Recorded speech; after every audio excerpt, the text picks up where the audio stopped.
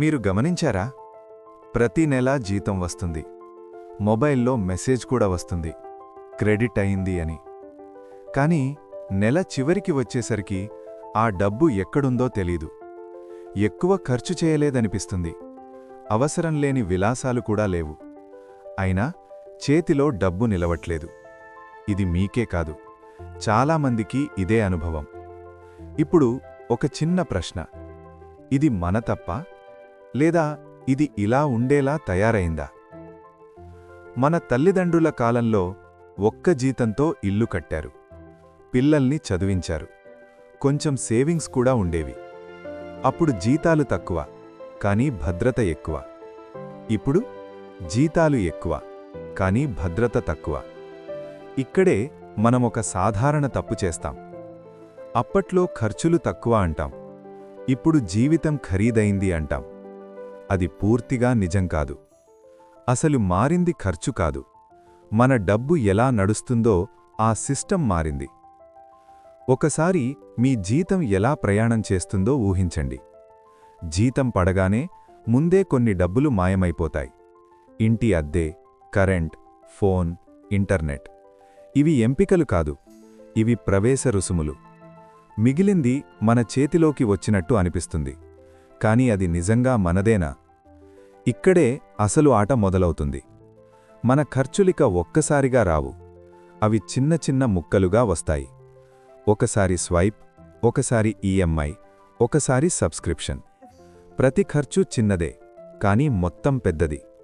మన మెదడుకు పెద్ద నొప్పి కనిపించదు, కాబట్టి ప్రతిఘటన ఉండదు. ఇప్పుడొక విషయం నిజంగా ఆలోచించండి. మీరు జీతం వచ్చిన రోజున మీకు ధనవంతుడిలా అనిపిస్తుందా, లేదా కేవలం సరే ఈ నెల కూడా గడిచిపోతుంది అనిపిస్తుందా? ఇదే పెద్ద మార్పు. ముందు డబ్బు అంటే భద్రత, ఇప్పుడు డబ్బు అంటే ప్రవాహం. వస్తుంది, వెళుతుంది, మధ్యలో మనం చూస్తూ ఉంటాం.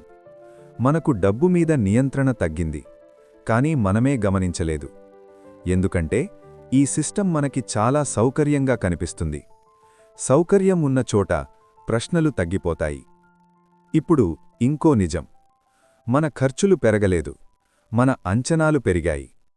మనం అడగకుండానే కొన్ని విషయాలు సాధారణం అయిపోయాయి.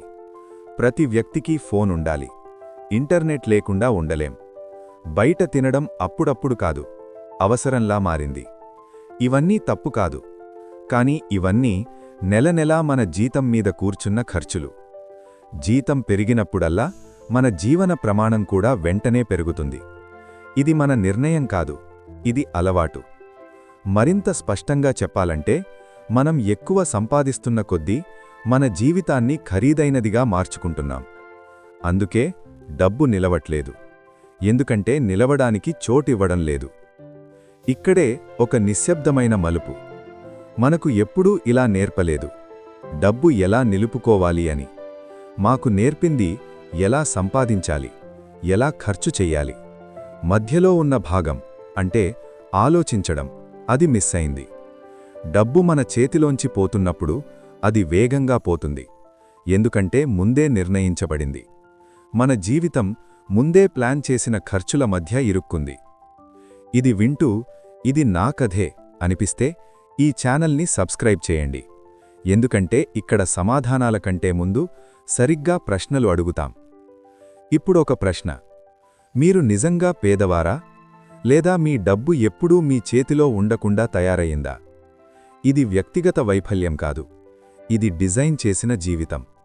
ఈ విషయం అర్థమయ్యే క్షణమే మన దృష్టి మారుతుంది. అప్పుడు మనం ఇలా అనుకుంటాం: ఇంకా ఎక్కువ సంపాదించాలి అని కాదు, ఇప్పుడు నేను ఎలా జీవిస్తున్నాను అని. ఇది చాలా నిశ్శబ్దమైన ఆలోచన, కానీ చాలా శక్తివంతమైనది. ఎందుకంటే డబ్బు నిలవాలంటే ముందు జీవితం స్థిరపడాలి. ఇప్పుడు ఈ వీడియో ముగించే ముందు ఒక చిన్న ఆలోచన మీతో వదిలేస్తాను. డబ్బు మన జీవితాన్ని నడపడం మొదలుపెట్టిన రోజు మనకి డబ్బు ఎప్పుడూ సరిపోదు.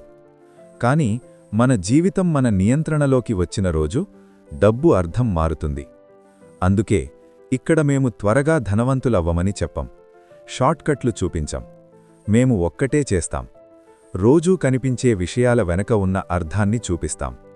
మీకు అర్థం కావాలంటే, అలాగే అర్థం చేసుకుంటూ జీవించాలనుకుంటే అర్థం చేసుకుందాం ని సబ్స్క్రైబ్ చేయండి.